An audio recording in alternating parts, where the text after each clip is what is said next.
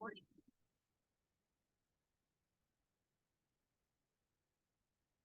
اللہ الرحمن الرحیم نحمدہ ونصلی علی رسولہ الکریم اما بعد السلام علیکم ورحمۃ اللہ وبرکاتہ۔ آج کا ہمارا موضوع ہے مسئلہ فلسطین اور ہماری ذمہ داریاں، اور اس موضوع پر ہم انشاءاللہ گفتگو کریں گے اور فلسطین کے موجودہ مسئلے کو اس کے تاریخی پس منظر کے حوالے سے جاننے کی کوشش کریں گے کہ موجودہ جو حالات پیش آ رہے ہیں تو ان کی اصل وجوہات کیا ہیں، اور ہر چند سال بعد فلسطینی مسلمانوں کے اوپر جو آگ اور بارود برسا دیا جاتا ہے اس کی وجہ کیا ہے، اور جو کچھ فلسطین میں ابھی ہو رہا ہے، ہو چکا ہے، تو اس کرنٹ سچویشن کے حوالے سے بھی گفتگو کریں گے انشاءاللہ۔ سب سے پہلے ہم یہ دیکھ لیتے ہیں کہ فلسطین کہاں واقع ہے، اور اس کے مشرق، مغرب، جنوب میں کون سے خطے، کون سے ملک واقع ہیں۔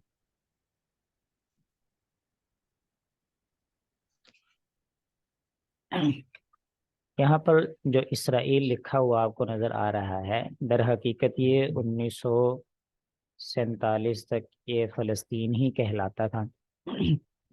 موجودہ نقشوں میں اس کو فلسطین حذف کر کے اسرائیل لکھ دیا جاتا ہے، تو یہ فلسطینی سرزمین ہے ساری کی ساری، اور اس کے دو خطے اس وقت میں مسلمانوں کے پاس رہ گئے ہیں۔ ایک غزہ کا خطہ جس میں اس وقت حالیہ جنگ چل رہی ہے، اور ایک ویسٹ بینک کہتے ہیں، یعنی مغربی کنارہ۔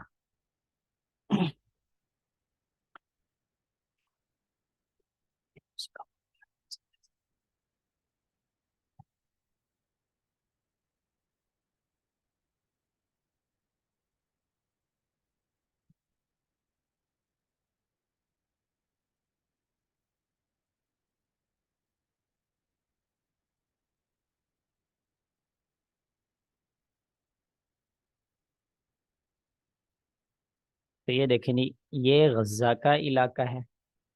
غزہ کا یہ پورا خطہ ہے۔ بظاہر سننے میں جب غزہ بولا جاتا ہے، سنا جاتا ہے، تو ایسا لگتا ہے کہ جیسے غزہ ایک شہر ہے، حالانکہ غزہ ایک شہر نہیں ہے محض، غزہ ایک پورا خطہ ہے جس کے اندر غزہ سٹی ہے، اور اس کے علاوہ 4 اور شہر بھی آتے ہیں۔ تو یہ ایک غزہ جو ہے یہ ایک طویل پٹی ہے یہاں پر، اور یہ مغربی کنارہ کہلاتا ہے، ویسٹ بینک۔ اور اوپر جو ہے، یہ اوپر نقشے جو بنائے جاتے ہیں وہ شمال کی طرف رکھ کے، شمال کی طرف رکھ کے بنائے جاتے ہیں، اوپر والا حصہ شمال کہلاتا ہے۔ تو اوپر شمالی حصے میں اس کے لبنان ہے، اور یہ اس کا مشرقی حصہ ہے، اور مشرقی حصے میں اردن واقع ہے، یہ آپ کو لکھا ہوا نظر آ رہا ہوگا، اردن۔ اور شمال مشرق میں شام کا ملک واقع ہے، اور اس کے جنوب میں مصر ہے۔ تو غزہ کو جو بارڈر لگتا ہے وہ مصر کا بارڈر لگتا ہے، جس سے رفح کراسنگ کہا جاتا ہے۔ اور فلسطین کے مغرب میں یہ بحیرہ روم ہے، میڈیٹیرین سی یہاں پر لکھا ہوا آپ کو نظر آ رہا ہے، تو یہ بحیرہ روم مغرب میں واقع ہے۔ مشرق میں اردن ہے، مغرب میں بحیرہ روم ہے، اور شمال کے اندر لبنان ہے، شمال مشرق میں اس کے شام ہے، اور نیچے جنوب میں اس کے مصر ہے۔ اور مصر کا بارڈر جو ہے وہ اس کو براہ راست لگتا ہے غزہ کو، اور رفح کراسنگ یہ اس کے ذریعے سامان پہنچایا جا رہا ہے۔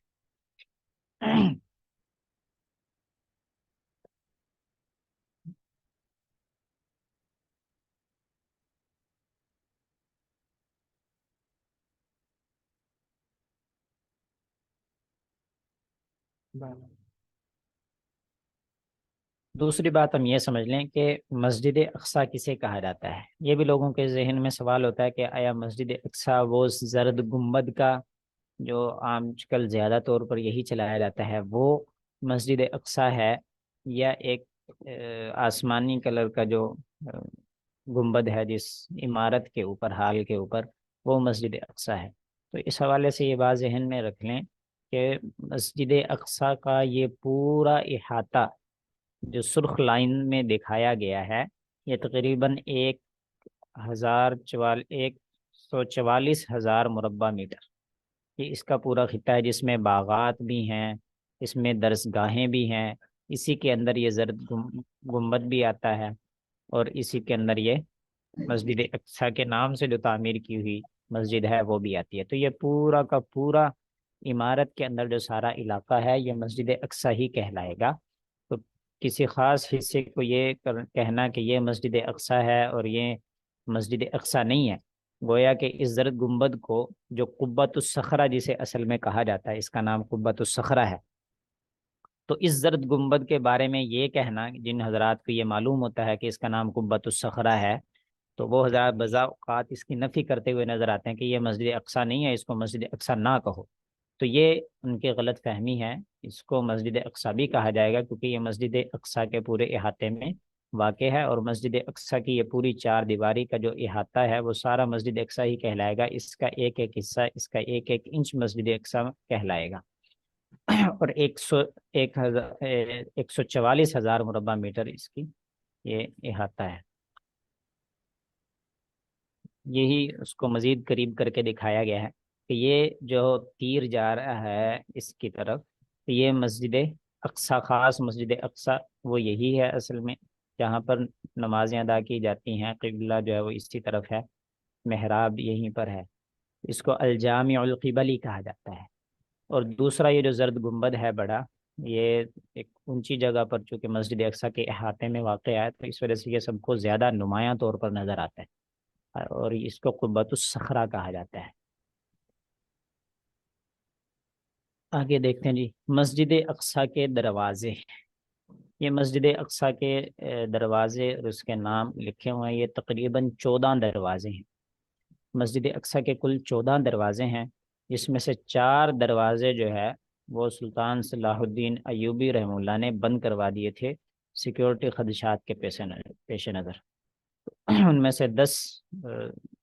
دروازے جو ہیں وہ ابھی بھی کھلے ہیں، تو 4 دروازے بند کروا دیے گئے تھے۔ پھر مسجد اقصیٰ ہمارے مسلمانوں کے لیے کتنی اہمیت رکھتی ہے، اس کے اہمیت قرآن میں بھی موجود ہے، اس کے فضیلت قرآن میں بھی موجود ہے اور احادیث میں بھی موجود ہے۔ بطور نمونہ 2 آیات یہاں پر لکھی گئی ہیں۔ یہ سورۃ الانبیاء آیت نمبر 71 میں اللہ تبارک و تعالیٰ کا ارشاد ہے، وَنَجَّيْنَاهُ وَلُوطًا إِلَى الْأَرْضِ الَّتِي بَارَكْنَا فِيهَا لِلْعَالَمِينَ، کہ ہم نے اسے اور لوط علیہ السلام کو بچا کر اس زمین کی طرف لے کر آئے ہیں جس میں ہم نے دنیا جہان کے لیے برکت رکھی ہے۔ تو یہ فلسطین کا علاقہ تھا۔ اسی طرح دوسری سورۃ الاسراء یعنی سورہ بنی اسرائیل کی پہلی آیت، سبحان الذي اسرا بعبده ليلا من المسجد الحرام الى المسجد الاقصى الذي باركنا حوله لنريه من آیاتنا،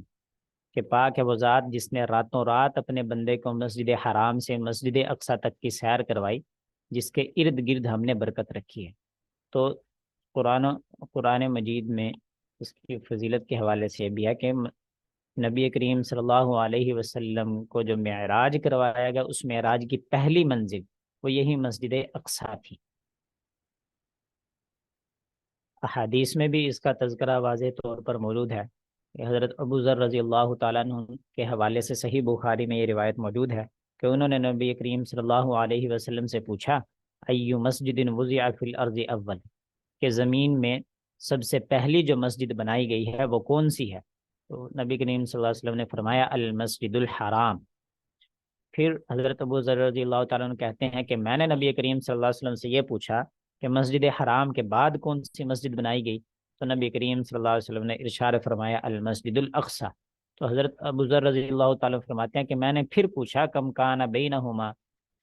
کہ ان دونوں کے درمیان فاصلہ کتنا تھا، مدت کتنی تھی؟ تو نبی کریم صلی اللہ علیہ وسلم نے وہ بھی جواب دیا اور فرمایا 40 سنتن، کہ یہ 40 سال کا تھا۔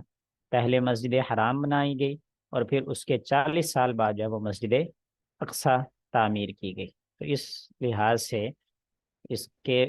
اول جو بانی ہے وہ حضرت آدم علیہ السلام ہی قرار پاتے ہیں، کہ جیسے حضرت آدم علیہ السلام نے مسجد حرام کی بنیاد رکھی، اسی طرح مسجد اقصی کی بنیاد بھی حضرت آدم علیہ السلام نے رکھی تھی۔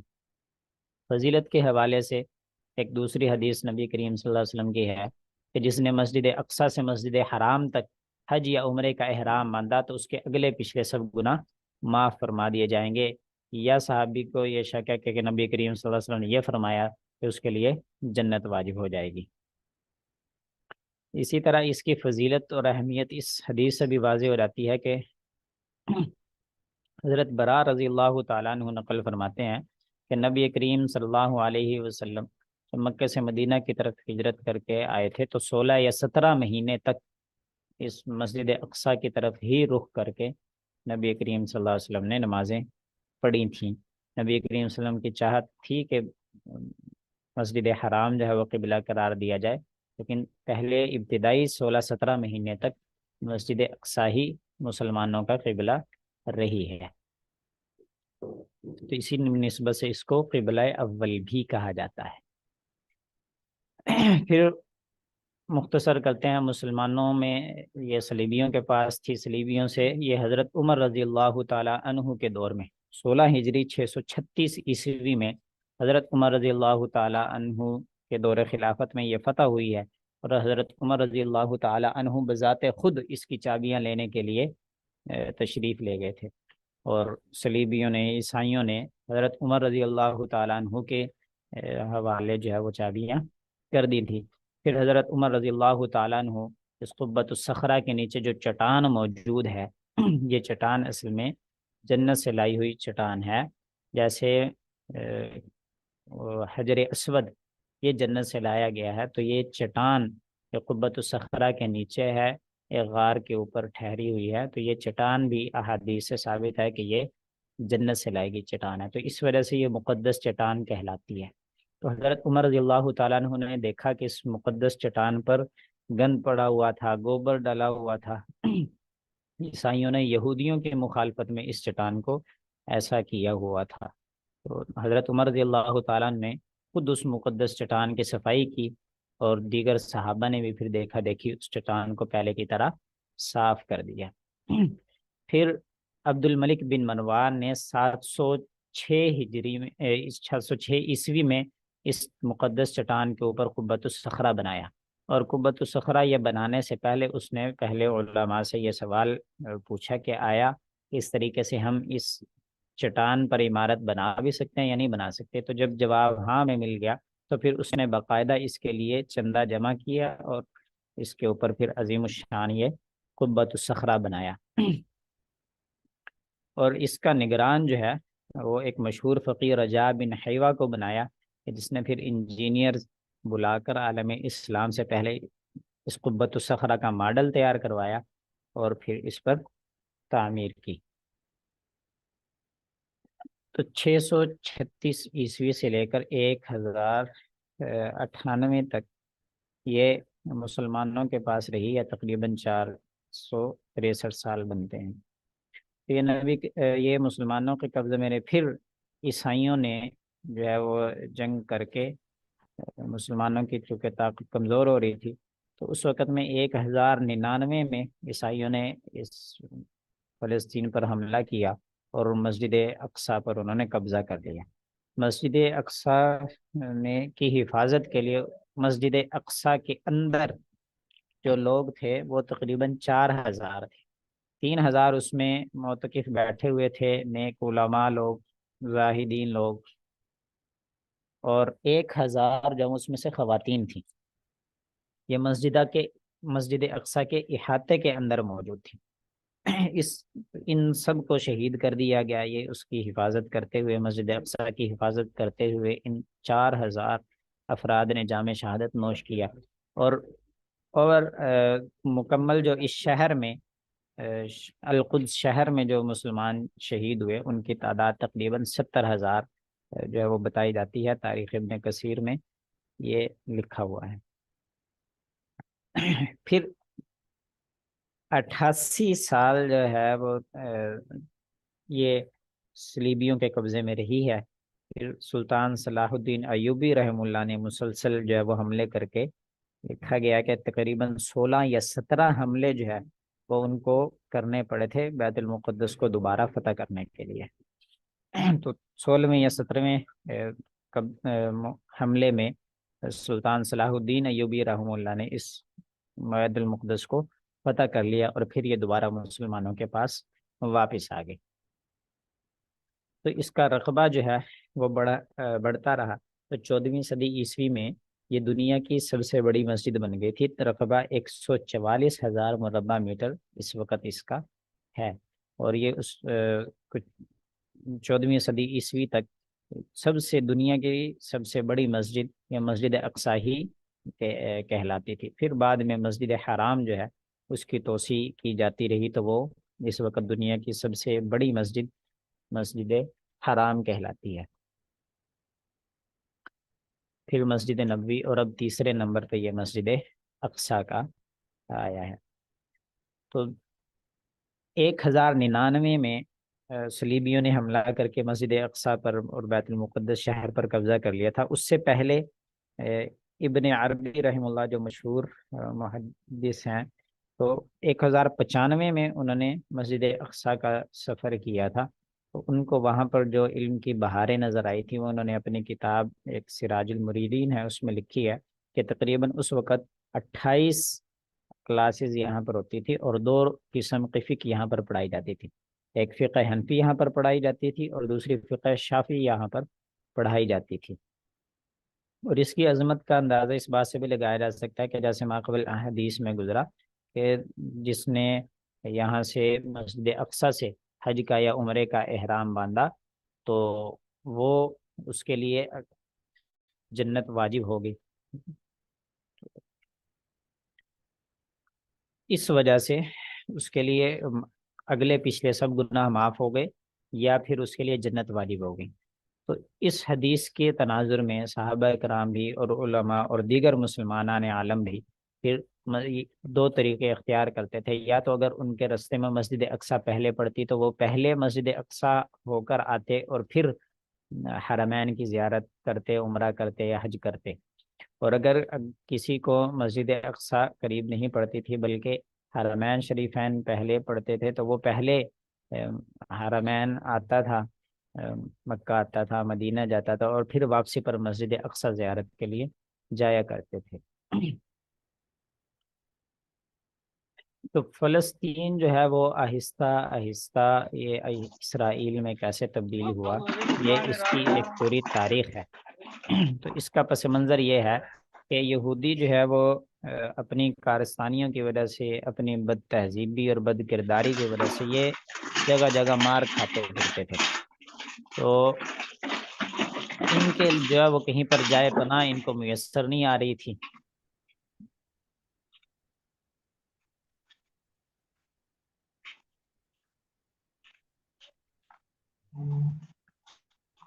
یہ اپنا مائک بند کر لیجیے، احسان علی صاحب کا مائک کھلا ہوا ہے۔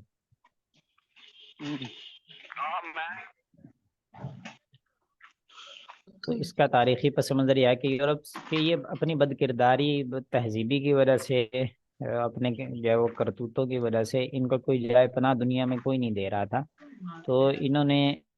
1869 میں مختلف ممالک میں، خود اس فلسطین کے اندر بھی، ارجنٹائن کے اندر بھی، یوگنڈا، موزمبیق کے اندر بھی، انہوں نے جگہ جگہ پر مشاورتیں کی، اجلاس قائم کی، کانفرنسز ہوئیں۔ تو انہوں نے اس میں یہ فیصلہ کیا کہ اب ہمیں کوئی ایک خطہ چاہیے، اپنا ملک چاہیے، مسلمانوں کی طرح، عیسائیوں کی طرح، کہ جس کو ہم اپنا ملک کہہ سکیں اور ہم ایک آزاد ریاست کے طور پر اس میں حکومت کریں۔ تو یہ انہوں نے 1869 میں کانفرنس میں یہ تحریک شروع کر دی، یہ فیصلہ کر لیا۔ ایکسکیوز می سر، اذان ہو رہی ہے۔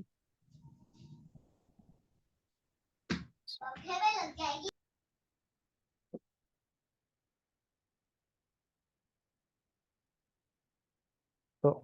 1869 میں یہ لوگ کانفرنس کرتے رہے، اور انہوں نے فلسطین کو اپنے لیے منتخب کر لیا کہ اب ہم نے فلسطین کو اپنا ملک بنانا ہے، آزاد ملک، جس میں ہم آزادانہ حیثیت سے رہ سکیں۔ تو 1978 عیسوی تک ان کی جو فلسطین میں آبادی تھی، کل ٹوٹل آبادی 4.5 لاکھ تھی، جس میں اس وقت یہودی جو ہے وہ صرف 3% تھے۔ پھر یہ جو 1869 عیسوی میں ان کے اجلاس میں اذان نکات طے ہوئے تھے، تو اس حوالے سے انہوں نے اپنا لائحہ عمل طے کرتے ہوئے وہاں سے فلسطین میں نقل مکانی شروع کی۔ تو اس نتیجے میں مشرقی یورپ اور روس سے 25,000 یہودیوں نے پہلی مرتبہ نقل مکانی کی فلسطین کی طرف۔ تو فلسطین میں پھر یہودیوں کی آبادی 2% مزید بڑھ گئی، اور وہ 5% یہودی ہو گئے، اور عرب جو ہے وہ جو 93% تھے وہ 95% ہو گئے۔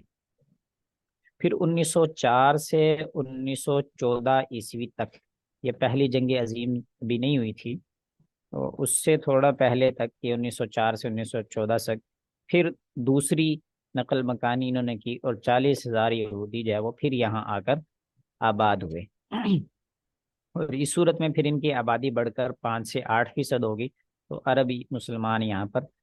92% ہو گئے۔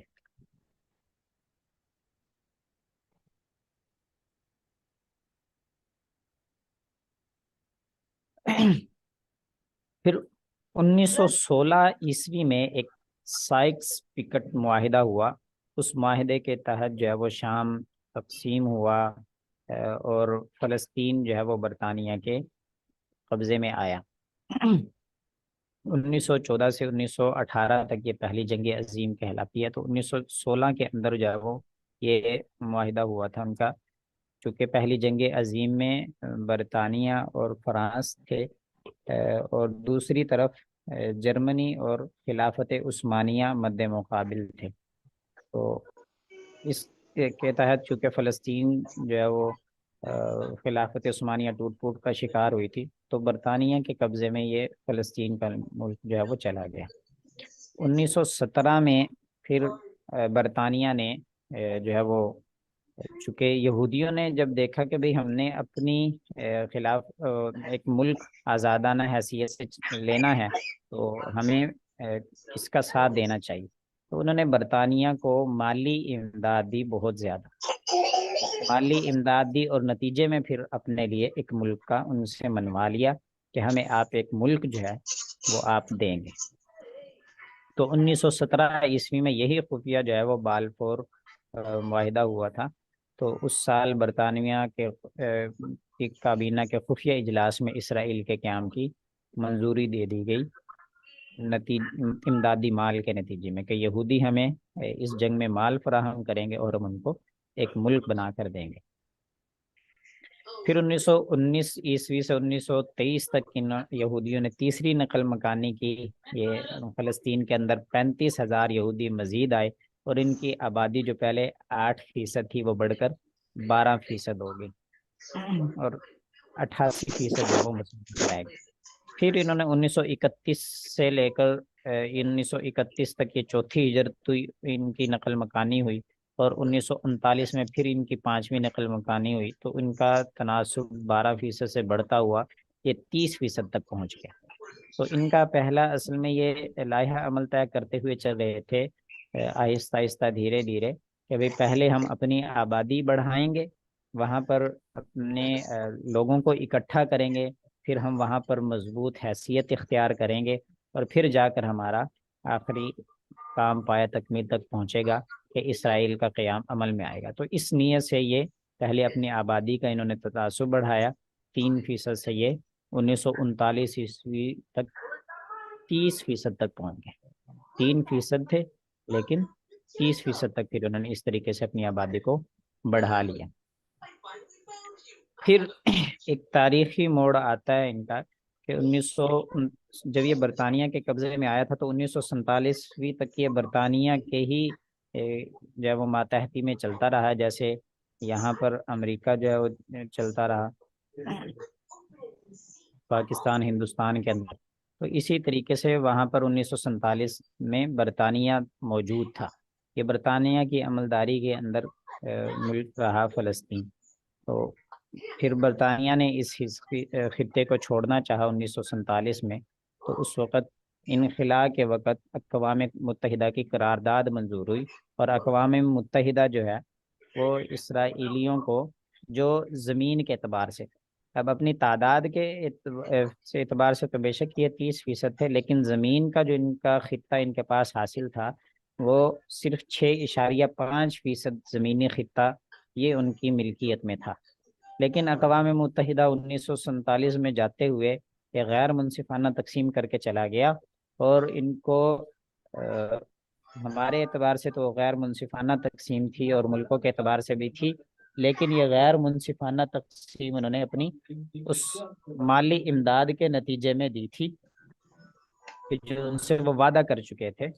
کہ بالفور معاہدے کے تحت اور سائکس پیکٹ معاہدے کے تحت کیا آپ ہماری مالی مدد کریں اور ہم آپ کو ایک ملک بنا کر دیں گے۔ تو وہ غلبہ حاصل کرنے کا اور ملک دینے کے لیے یہ 1947 میں یہ غیر منصفانہ تقسیم کر کے چلا گیا۔ 56.5% جگہ یہودیوں کے دے دی۔ 1948 میں پھر پہلی عرب اسرائیل جو ہے وہ جنگ ہوئی۔ یہ ویڈیو بند کر دیجئے برائے میں۔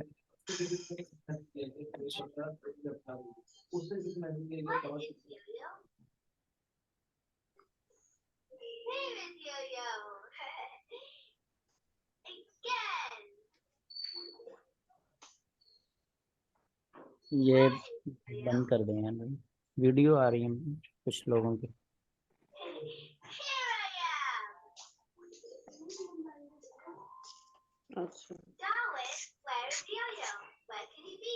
تو 1947 تک برطانیہ کی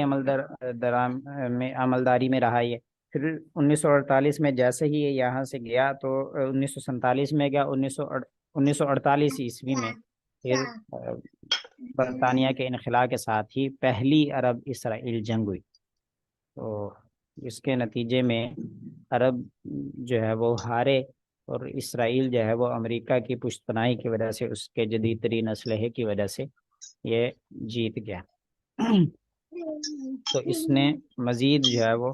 قبضہ حاصل کر لیا۔ تو 56.5% جو اقوام متحدہ اس کو زمین دے کر گیا تھا، تو جنگ کے نتیجے میں چونکہ یہ جیت چکا تھا تو اس نے مزید زمین پر قبضہ کر لیا، اور 78% فلسطینی زمین جو ہے وہ اس پر قابض ہو گیا۔ پھر تاریخ کا ایک موڑ آتا ہے کہ 1956 میں اس کی دوسری عرب اسرائیل جنگ ہوتی ہے، جس میں پھر یہ مسلمان عرب کو ہرا دیتا ہے، اور پھر مزید زمین پر قبضہ کرتا چلا جاتا ہے۔ 4 مشہور عرب اسرائیل جنگیں ہوئی ہیں۔ تو پہلی عرب اسرائیل اقوام متحدہ کے جاتے ہی ہوئی ہے، 1948 میں جنگ ہوئی۔ دوسری عرب اسرائیل جنگ 1956 میں ہوئی تھی، اور تیسری مشہور عرب اسرائیل جنگ 1967 کو ہوئی تھی، جس میں پاکستان کی جو ہے وہ ایئر فورس نے بھی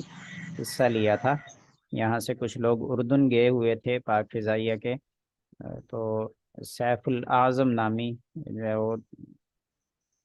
فضائیہ کے اہم رکن تھے، انہوں نے اردن کی طرف سے، اردن فضائیہ کی طرف سے جو ہے وہ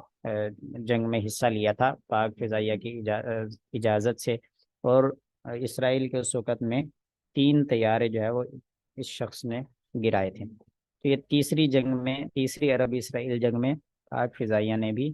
یہ کردار ادا کیا تھا۔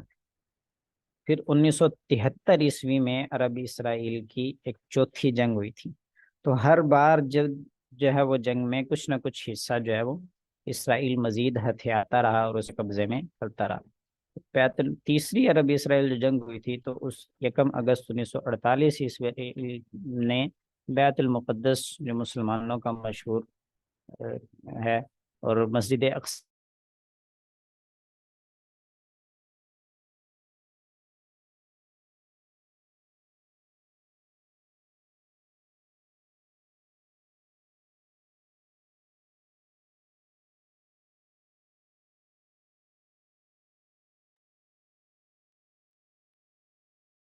تو بیت المقدس 1 اگست 1967 عیسوی کو اسرائیلی قبضے میں چلا گیا تھا، جو آج تک جو ہے یہ اسی کے قبضے میں ہے۔ بیت المقدس جو ہے وہ ابھی تک اسرائیل کے قبضے میں ہے، اور مسلمانوں کو مساجد میں جانے سے یہ روکتا ہے،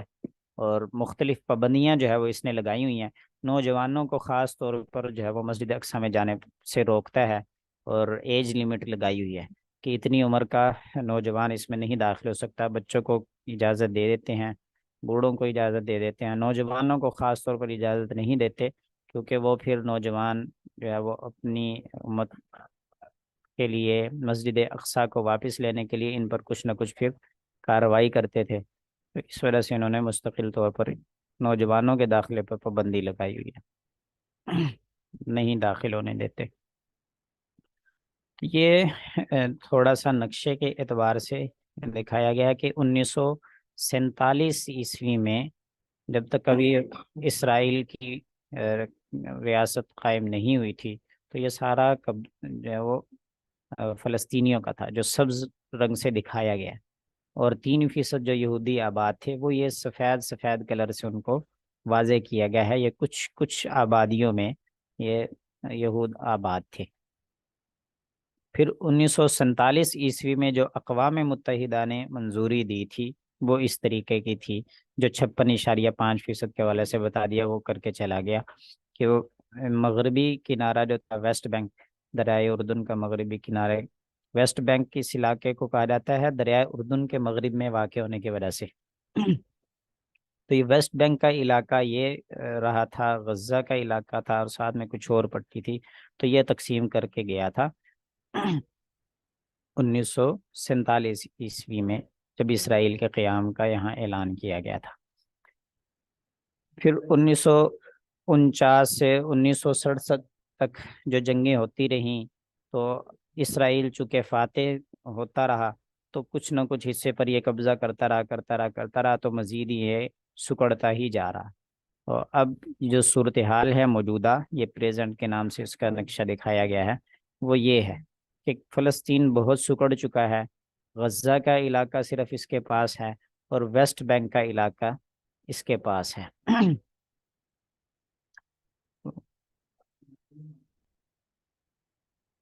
اور یہ بھی جو غزہ کا علاقہ سارا ختم کرنا تھا، وہ آگے آ بھی رہا ہے۔ ایک فلسطینیوں سے اسرائیل نے باقاعدہ خود معاہدہ جو کیا تھا، اس میں اس دونوں علاقوں کو اس نے باضابطہ طور پر چھوڑنا تھا، تو لیکن مکمل طور پر چھوڑا ہوا نہیں ہے۔ ویسٹ بینک میں خاص طور پر جو ہے وہ محلے یہودیوں کے آباد ہیں، اور غزہ کے علاقے میں تو اب اس وقت جنگ کی حالت ہے ہی ہے براہ راست۔ ویسٹ بینک میں بھی جو ہے وہ یہودی جان بوجھ کر معاہدے کی خلاف ورزی کرتے ہوئے مسلمانوں کو شہید کرتے رہتے ہیں۔ یہ مزید 1947 کا وہ نقشہ ہے، تھوڑا سا واضح کر کے دکھایا گیا ہے کہ 1947 عیسوی میں یہ علاقہ دے کے گیا تھا 56.5% اسرائیل کو، اور جو باقی ہے وہ 43.5% وہ اقوام متحدہ مسلمانوں کو دے کے گیا تھا۔ تو 1949 1948 49 سے 1967 تک کی یہ مزید نقشہ دکھایا گیا واضح کر کے کہ مسلمانوں کی جو زمین ہے وہ سکڑتی جا رہی ہے۔ 1967 میں یہ دیکھیں کتنی ہو گئی ہے چھوٹی سی۔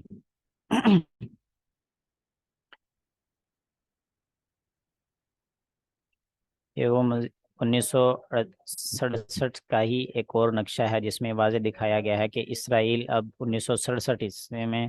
یہ جو 56.5% سے بڑھ کر یہ 78% علاقے پر قابض ہو گیا، اور مسلمان یہاں ایک غزہ کی پٹی میں اور ویسٹ بینک کے علاقے میں یہ معصور سے ہو کر رہ گئے۔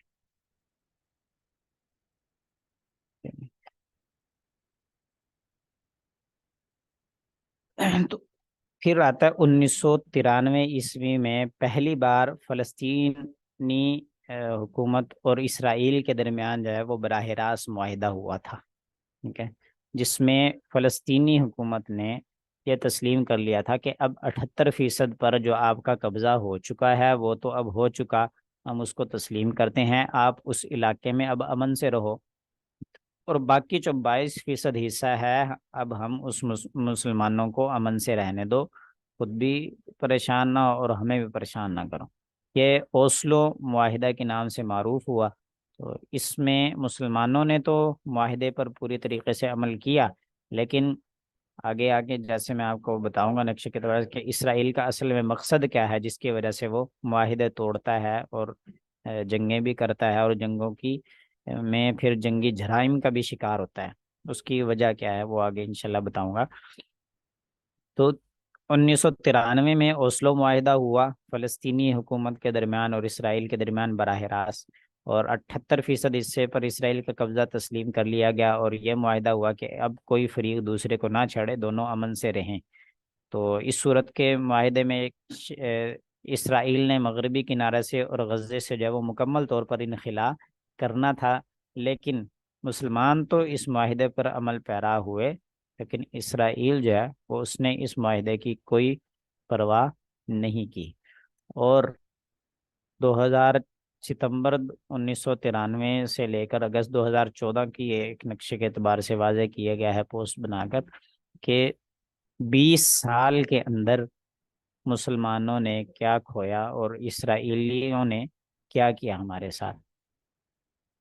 تو فلسطینی 20 سال اوسلو معاہدہ ہوا، لیکن اس معاہدے کی خلاف ورزی کرتے ہوئے 20 سال کے اندر اندر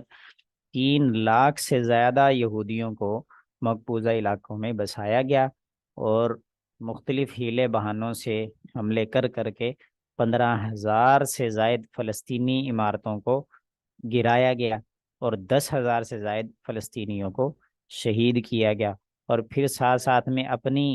حفاظت کے لیے یہ 441 میل لمبی ایک ناجائز دیوار جو جنگی جرائم میں شمار ہوتی ہے، کسی طریقے سے بھی اس کی اجازت نہیں، لیکن یہ جرم کرتے ہوئے، عالمی جرم کرتے ہوئے اس نے مسلمانوں کو، غزہ کے مسلمانوں کو اتنی لمبی دیوار کے اندر قید کر دیا۔ یہ اس دیوار کی جو ہے وہ تعمیراتی نقشے کے حوالے سے ہے، تو دکھایا گیا کہ یہ تعمیر آہستہ آہستہ انہوں نے پھر بڑھائی ہے، اور بہت اونچی لمبی مضبوط دیوار تعمیر کرنے کی کوشش کی تھی۔ یہ اس کا موجودہ وہی دیوار دکھائی گئی ہے لمبی، کس طرح انہوں نے شہری علاقے کو محدود کر کے رکھ دیا، محصور کر کے رکھ دیا۔ تقریباً اس غزہ کے علاقے میں 21 لاکھ مسلمان جو ہیں وہ آباد ہیں۔ یہ پوسٹ بنائی گئی تھی کہ اس اقوام متحدہ میں اس حوالے سے ایک عالمی عدالتی ایک انصاف کی عدالت قائم ہے، تو اقوام متحدہ کے تحت، تو اس میں یہ معاملہ لے کے جایا گیا تھا کہ آیا اس کی دیوار کو تعمیر کروانے دیا جائے، یا یا اس کو گرایا جائے۔ تو اس طریقے سے عالمی عدالت انصاف میں اس کا مقدمہ لے کے جایا گیا تھا۔ 2002 میں یہ طویل دیوار جو ہے وہ منظور ہوئی تھی، اور جولائی 2004 میں یہ بین الاقوامی عدالت انصاف میں اس پر مقدمہ شروع ہوا تھا۔ تو 14 ججوں کا ووٹ اس طرف تھا کہ یہ دیوار غیر قانونی ہے، اور صرف ایک جج کا ووٹ تھا کہ یہ قانونی ہے اور انسانی حقوق کی خلاف ورزی ہے، اور سیکیورٹی وجوہات کی بنیاد پر بھی کوئی جواز نہیں بنتا۔ اور اسرائیل دیوار گرا دے، اس حوالے سے ووٹنگ جب ہوئی تو 14 ووٹ جو ہیں وہ اس کے مخالف میں آئے، یعنی اس حق میں آئے کہ اسرائیل دیوار گرا دے۔ 14 ووٹ اس کے حق میں تھے، جبکہ مقابلے میں صرف ایک ووٹ ہوا کہ اسرائیل دیوار نہ گرائے۔ وہ صرف ایک جج تھا جس کا ووٹ اس طریقے پر تھا کہ اسرائیل کو دیوار نہیں گرانی چاہیے۔ پھر تیسری ووٹنگ ہوئی اس بار پر کہ اسرائیل فلسطینیوں کا جو یہ محاصرہ کیے ہوئے ہے، تو اس جو اتنا عرصہ اس نے محاصرہ کیا ہوا ہے، تو اس کو ان کی قیمت ادا کرے۔ اس حوالے سے بھی 14 ووٹ اس کے حق میں آئے معاوضہ ادا کرنے پر، اور ایک جج جو ہے وہ اس کے مخالف تھا کہ معاوضہ ادا نہیں کرنا۔ پھر اس بات پر ووٹنگ کی گئی اسی مسئلے کے تحت کہ دنیا کی تمام ریاستیں یہ متفقہ طور پر ناجائز دیوار کی مخالفت کریں، تو اس میں 13 ووٹ جو ہے اس کے حق میں آئے تھے کہ مخالفت کرنی چاہیے، جبکہ 2 ووٹ جو ہے وہ اس کے حق میں نہیں تھے۔ پھر چونکہ عالمی عدالت انصاف جو ہے وہ اقوام متحدہ کی قائم کردہ ہے، تو اس عدالت نے اقوام متحدہ کو اس حوالے سے ٹھوس اقدامات کرنے کے حوالے سے، اپنا مضبوط کردار ادا کرنے کے حوالے سے ووٹنگ کی کہ آیا اقوام متحدہ کو اسرائیلی اس دیوار کو گرانے کے حوالے سے کوئی ٹھوس اقدامات کرنے چاہیے یا نہیں کرنے چاہیے۔ تو اس کے حوالے سے بھی 14 ووٹ جو ہے وہ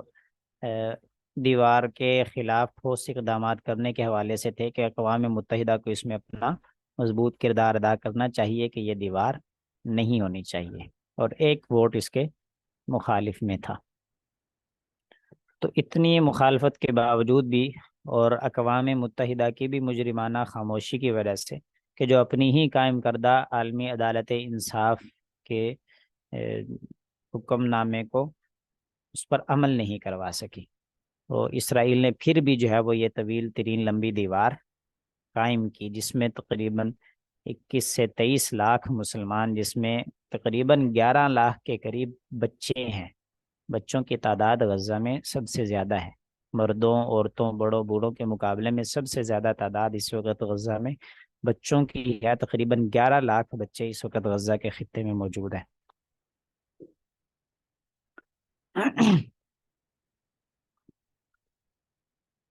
پھر یہ آپ کو جیسے ابھی معلوم ہو گیا ہوگا کہ 1947-48 میں یہ اسرائیل کے قیام کا اعلان ہو، تو پھر فلسطینیوں کو یہاں پر سے ہجرت کرنی پڑی، کیونکہ ان کا علاقہ قبضہ کر کے 56.5% وہ یہودیوں کو دے دیا گیا، تو وہ اس سے پھر جانے لگے۔ تو یہ ان کی ہجرت کی تفصیلات ہیں کہ وہ کس حصے میں چلے گئے وہاں سے جہاں پر اسرائیلیوں نے قبضہ کیا تھا۔ کچھ مصر کی طرف چلے گئے تھے، کچھ اردن کی طرف چلے گئے، کچھ جو ہے وہ شام کی طرف چلے گئے تھے، کچھ لبنان کی طرف چلے گئے تھے، اور کچھ جو ہے وہ اس غزہ کی طرف آئے تھے۔ تو ادھر ادھر جو ہے وہ ہجرت کرنا پڑی مسلمانوں کو مجبوراً۔ یہ اس دیوار کی جو ہے وہ ہلکی سی نقشہ دکھا کے واضح کیا گیا ہے کہ جو اسرائیلیوں نے تعمیر کی تھی وہ یہ غزہ ہے پورا، اور یہ لال لال جو نشانات ہیں سارے کے سارے یہ اس دیوار کے ہیں۔ اور اس غزہ یہ پورا خطہ ہے، غزہ صرف ایک شہر نہیں ہے، غزہ سٹی ایک شہر ہے جس کے نام پر یہ غزہ کا پورا خطہ مشہور ہے۔ غزہ کے نام سے کل اس میں 5 شہر ہیں۔ یہ اوپر کی طرف والا جو ہے وہ شمالی غزہ کہلاتا ہے، پھر غزہ سٹی ہے، پھر دیر البلح کے نام سے ایک شہر ہے، پھر خان یونس کے نام سے ایک شہر ہے، اور اس سے نیچے آئیں تو پھر یہ رفح آپ کو نظر آ رہا ہوگا،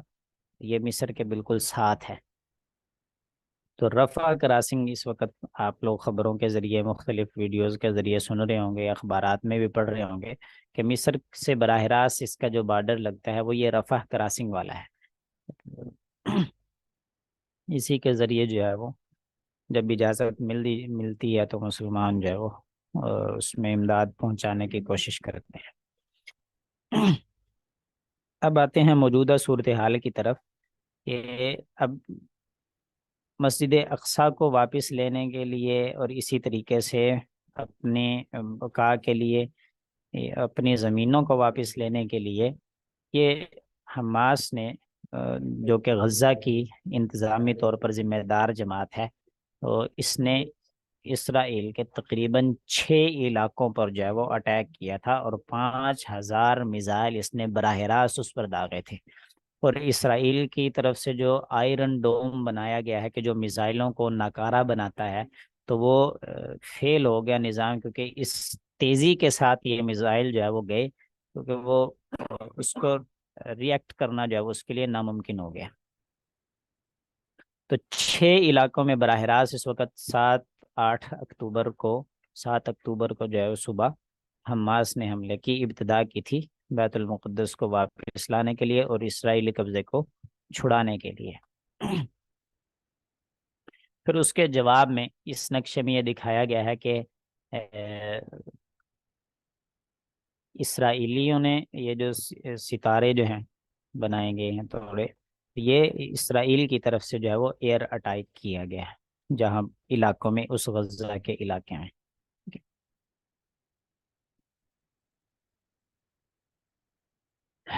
اب ہم آتے ہیں کہ ابھی تک جو شہادتیں اور دوسرے طرف اسرائیل کی ہلاکتیں ہو چکی ہیں، یہ تقریباً 1 نومبر تک کی رپورٹ ہے، الجزیرہ ٹی وی سے لی گئی ہے۔ تو فلسطین میں اس وقت جو تعداد ہے وہ 10,000 سے اوپر چلی گئی ہے شہداء کی، مسلمانوں کی، جبکہ اس کے مقابلے میں تقریباً یہ 1405 اس وجہ سے لکھا ہوا ہے مستقل طور پر، کیونکہ وہ اپنی تعداد اپنی بزدلی کی وجہ سے اور لوگوں کو کہیں پتہ نہ چل جائے، تو اپنی حقیقی تعداد جو ہے وہ اسرائیل چھپا رہا ہے اور میڈیا کو وہاں جانے نہیں دے رہا، اس کی وجہ سے پتہ نہیں چلا۔ یہ 1405 تو حقیقت میں جو انہوں نے پہلے چند روزوں میں تسلیم کر لی تھی، تو وہی یہاں پر لکھے ہوئے، جبکہ حقیقت میں ان کے بھی کوئی 5,000 کے قریب تو ان کے بھی ہلاک ہو چکے ہیں، اور اس سے کہیں زیادہ جو ہے وہ زخمی ہیں۔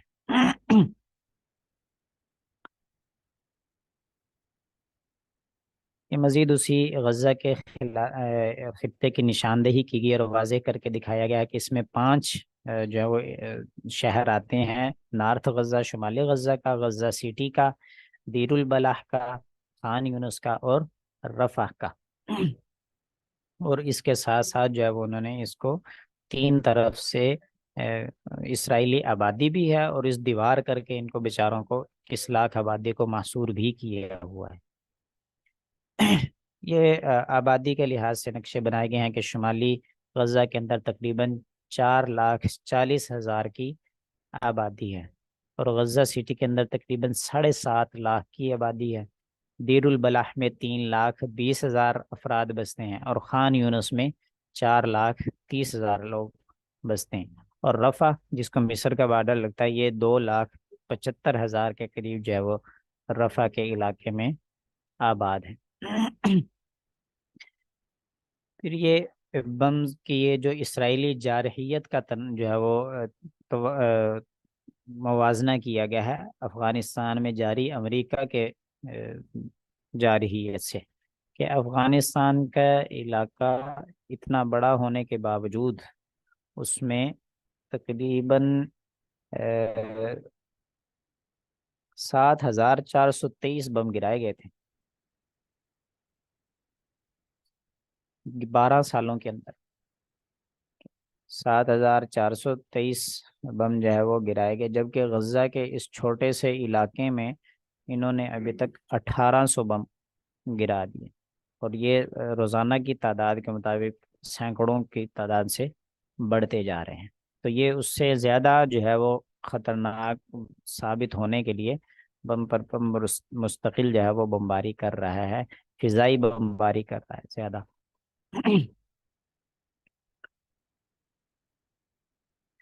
ان سارے حالات میں یہ ذمہ داریاں تو ہم بعد میں دیکھتے ہیں، یہ اصل میں اسرائیل اور فلسطین کا تنازع جو ہے وہ اس وجہ سے ہے کہ انہوں نے جو خواب دیکھا تھا، تو وہ صرف اسرائیل کے قیام کا نہیں دیکھا تھا، وہ گریٹر اسرائیل کے قیام کا دیکھا تھا، اور ان کے جو دستاویزات ہیں اور اسرائیلی جو پارلیمنٹ ہے اس کے اوپر یہ نقشہ لگا ہوا ہے کہ جو انہوں نے گریٹر اسرائیل کا جو جس کے لیے یہ کارروائی کر رہے ہیں، جو ان کا منصوبہ ہے، عزم اور ارادہ ہے، جس میں ان کے تحت یہ پورا کا پورا فلسطین گویا کہ انہوں نے اپنے ارادوں کے مطابق اس پر قابض ہونا ہے، شام کا پورا علاقہ اس پر قبضہ کرنا ہے، ترکی کا بھی کچھ حصہ یہ اوپر آتا ہوا دکھائی دے رہا نیلے سے، اس پر قبضہ کرنا ہے، آدھا تقریباً عراق ہے وہ اس پر قبضہ کرنے کے چکر میں ہے، اور اردن جو ہے اس پر سارا کا سارا قبضہ کرنے کے چکر میں ہے یہ، اور سعودی عرب کا بھی خیبر کا مکمل علاقہ اور مدینہ کا بھی کچھ علاقہ ان کے جو ہے وہ خیال میں گریٹر اسرائیل کے تحت آتا ہے۔ اور وہ یہ اس بات کے دعوے دار ہیں کہ ہم جہاں جہاں سے ہمیں نکالا گیا ہے، کہ چونکہ خیبر میں بھی یہود کی آبادیاں تھیں، مدینے میں بھی یہود کی آبادیاں تھیں، تو ہم نے یہاں تک اپنی ریاست کو وسیع کرنا ہے۔ تو وہ اس اپنے منصوبے کو جو ہے وہ بتدریج عملی جامہ پہناتے ہیں۔ اور حماس نے جو اصل میں اچانک حملہ کیا تھا وہ بھی اسی وجہ سے کیا تھا کہ ان کے پلان میں یہ شامل ہو رہا تھا کہ اب مسلمانوں کو جو کہ محصور ہیں ان کو بھی یہاں سے نکال کر صحرا کی طرف دھکیلا جائے، اور پھر صحرا کی طرف دھکیل کر ان تمام مسلمانوں کو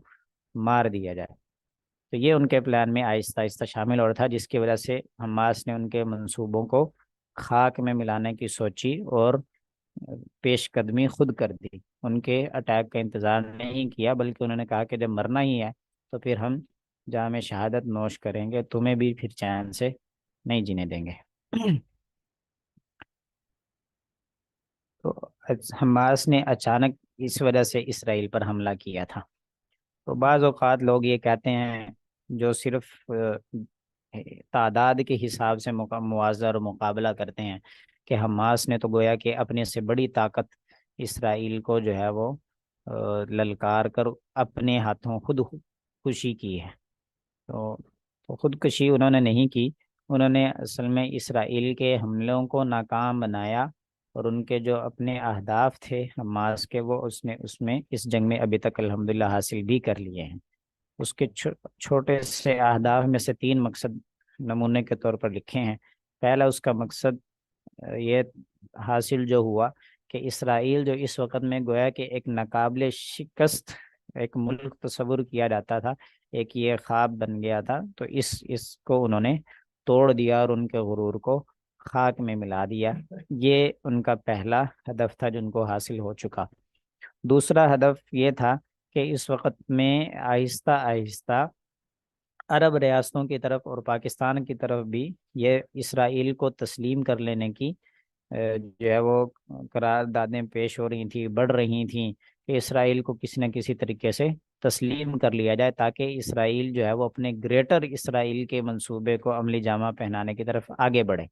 تو خاص طور پر اس وقت میں پاکستان پر اور سعودی عرب پر، ان دو ممالک پر جو ہے وہ بہت زیادہ دباؤ تھا کہ ان کو تسلیم کر لیا جائے۔ تو عالم اسلام میں چونکہ پاکستان کی بھی بہت اہمیت حاصل ہے ایٹمی طاقت ہونے کی وجہ سے، اور سعودی عرب کے مذہبی اعتبار سے، تو ان دو ممالک پر اس طریقے سے دباؤ تھا کہ جب یہ دو اہم ممالک مسلمانوں کے یہ اسرائیل کو تسلیم کر لیں گے، تو پھر جو باقی 52 51 ممالک ہیں اسلامی، تو ان کے لیے اسرائیل کو تسلیم کر لینا کوئی مشکل نہیں رہے گا۔ تو اس منصوبے کو بھی جو ہے وہ حماس نے اٹیک کر کے خاک میں ملا دیا، کہ ان کی جو موجودہ بمباری ہے، جس میں وہ نہ ہسپتالوں کو دیکھ رہے ہیں، نہ شہری عام شہری آبادی کو دیکھ رہے ہیں، نہ اسکولوں کو دیکھ رہے ہیں، نہ مسجدوں کو دیکھ رہے ہیں، ساری بمباری انہوں نے کر دی ہے۔ تو براہ راست جو مجاہدین سے وہ نہیں لڑ رہے اور گھبراتے ہیں۔ تو یہ سارا امت مسلمہ کے سامنے آیا، اور الحمدللہ مسلمانوں میں ایک لہر جو ہے وہ بیداری کی آ رہی ہے، اور مظاہرے ہو رہے ہیں۔ تو اس سے یہ انہوں نے دوسرا منصوبہ کہ اسرائیل کو عالم اسلام میں تسلیم کر لیا جائے، یہ انہوں نے خاک میں ملا دیا۔ اور تیسرا جو ان کو ایک چیز حاصل ہوئی ہے، وہ پوری امت مسلمہ کے حوالے سے ایک امید ہے، ایک کہ اپنی آزادی اور کے لیے جد و جہد جو ہے وہ کرنی چاہیے،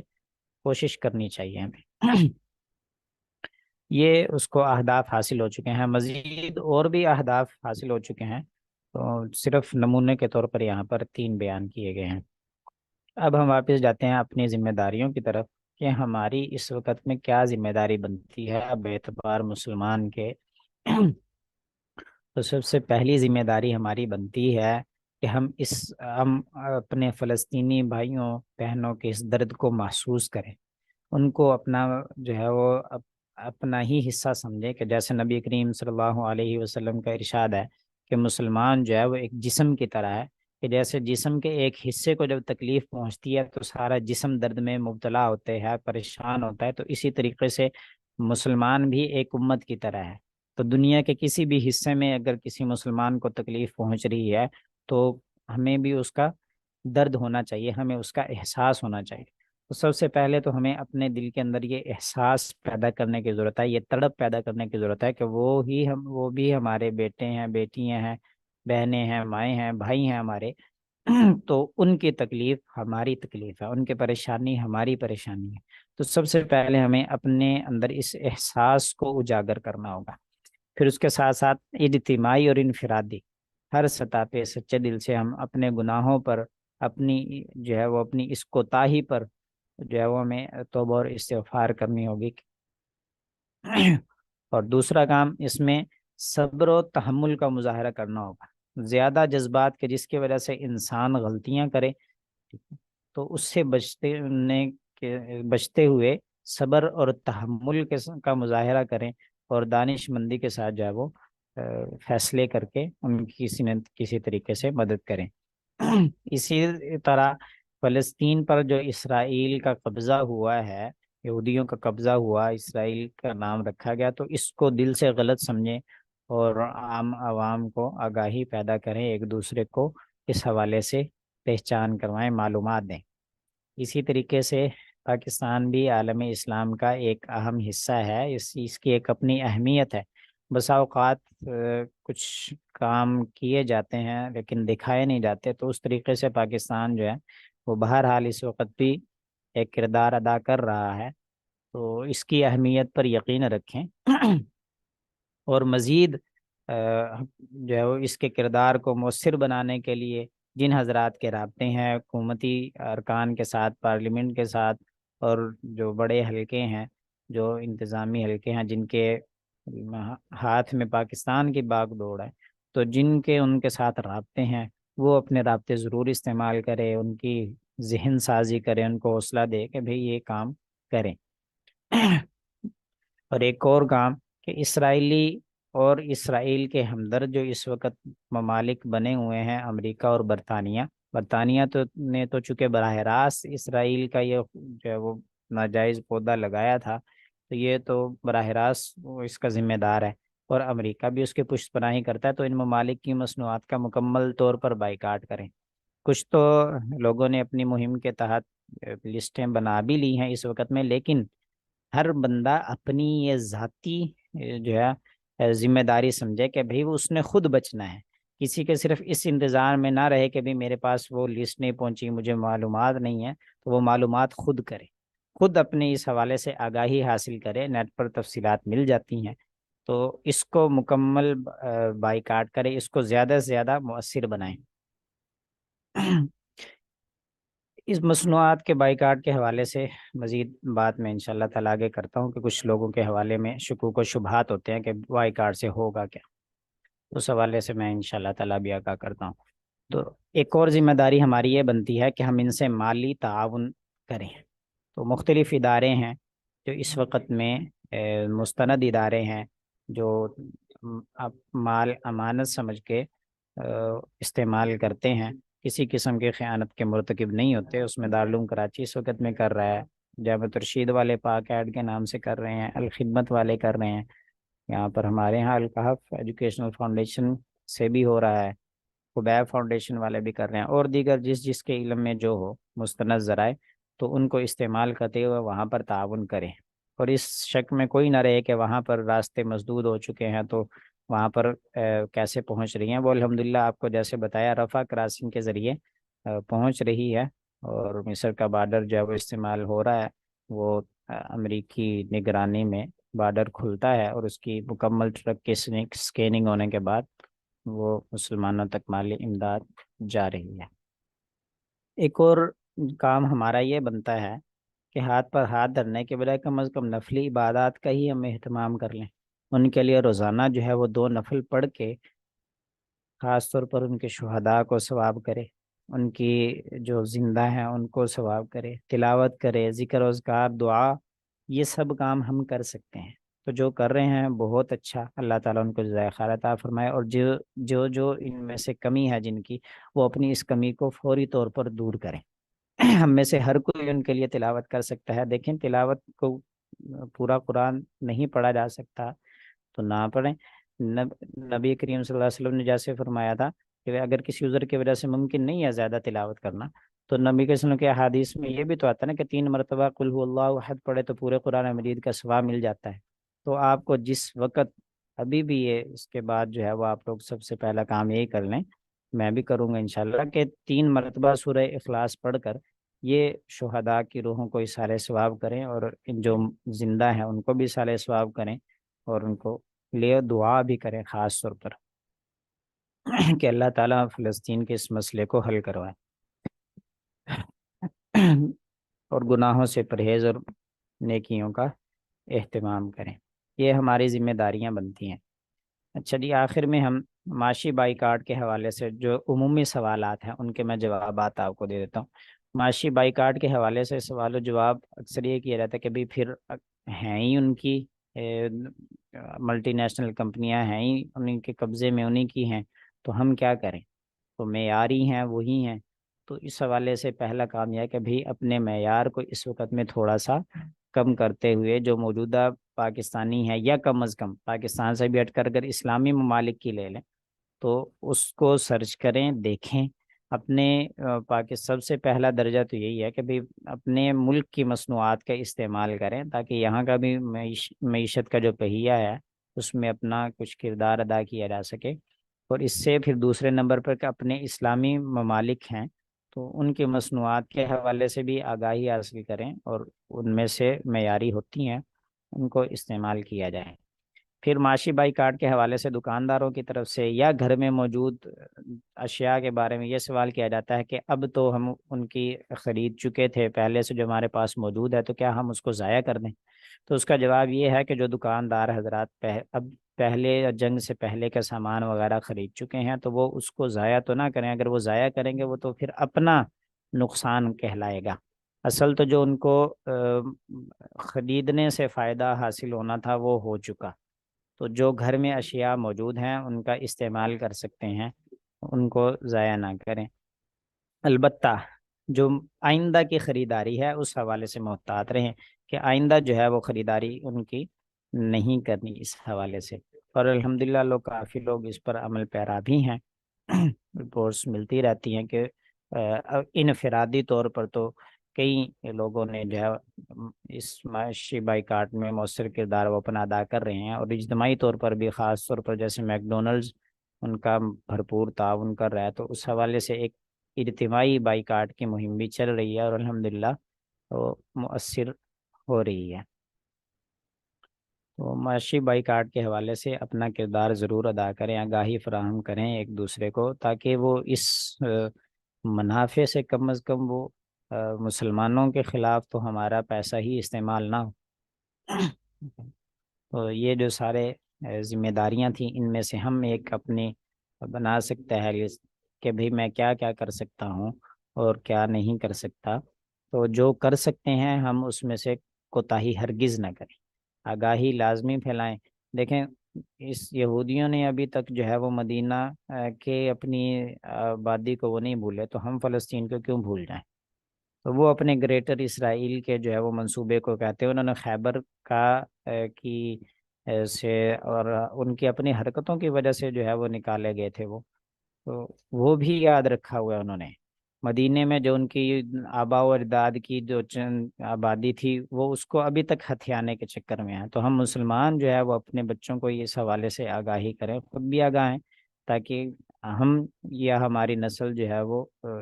اس کو ان سے بدلہ لے سکے،